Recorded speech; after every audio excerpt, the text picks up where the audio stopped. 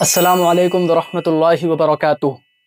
Intraday में shares खरीद कर फौरन बेचना हराम है, लेकिन डिलीवरी में यही चीज़ हलाल।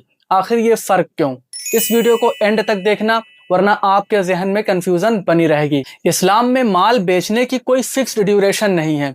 जब आपके पास उस माल की ओनरशिप हो, उस पर आपका कब्जा हो, तो आप चाहे उसे तुरंत, एक घंटे या फिर एक दिन बाद फौरन बेच सकते हैं। ये आपके लिए बिल्कुल जायज़ और हलाल है। ओनरशिप दो तरह की होती है। एक तो होती है फिजिकल ओनरशिप। मिसाल के तौर पर आप किसी बुक स्टॉल पर गए और वहां से आपने बुक खरीदी। अब वो बुक आपके हाथ में आ गई है, तो ये है फिजिकल कब्जा, यानी आप फिजिकली तौर पर उस बुक के ओनर बन गए। तो ये तो हुई फिजिकल ओनरशिप। दूसरा होता है कंस्ट्रक्टिव ओनरशिप।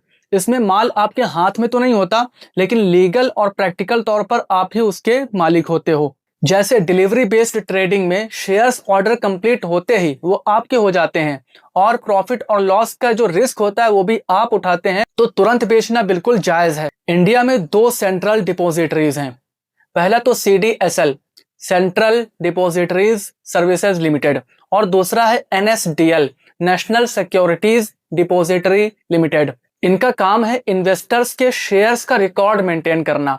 आपका जो ब्रोकर है वो इन दोनों में से किसी एक में लिस्टेड होता है। आज इंडिया में T+1 सेटलमेंट चल रहा है, पहले T+2 था। मतलब अगर आपने कोई शेयर मंडे में खरीदा तो वो आपके डीमैट अकाउंट में T+1 यानी ट्रेडिंग डे के अगले दिन, नेक्स्ट डे में आते हैं, यानी ट्यूसडे को आपके डीमैट अकाउंट में वो शेयर्स क्रेडिट होते हैं। देखिए, यहाँ पर इस बात को समझना बहुत जरूरी है। जब शेयर्स हमारे डीमैट अकाउंट में अगले दिन आते हैं और हम अगले दिन ऑफिशियली उस कंपनी के शेयर होल्डर रजिस्टर होते हैं, तो फिर डिलीवरी में तुरंत शेयर बेचना हमारे लिए हलाल कैसे? समझो, जब आप डिलीवरी मोड में शेयर्स को खरीदते हो तब आपको तुरंत ओनरशिप का राइट मिल जाता है। ब्रोकर और क्लियरिंग कॉर्पोरेशन NSCCL या ICCL के रिकॉर्ड में लिखा जाता है कि इस बंदे को ये शेयर्स डिलीवर करने हैं। मतलब अब आप एंटाइटल्ड हो गए उन शेयर्स के। इसी को बोलते हैं कंस्ट्रक्टिव ओनरशिप। फिर अगर आप तुरंत शेयर्स को बेच देते हो तो क्लियरिंग हाउस नेटिंग कर देता है, बाई और सेल को एडजस्ट करके। इसी वजह से इस्लाम इसे अलाउ करता है। इंट्राडे सिर्फ ब्रोकर लेवल तक होता है, आपको एंड ऑफ डे तक स्क्वायर ऑफ करना पड़ता है, और इसमें कभी भी आपका नाम CDSL या फिर NSDL के रजिस्टर में ओनर के तौर पर नहीं लिखा जाता। मतलब ये सिर्फ स्पेक्यूलेशन है, रियल ओनरशिप नहीं।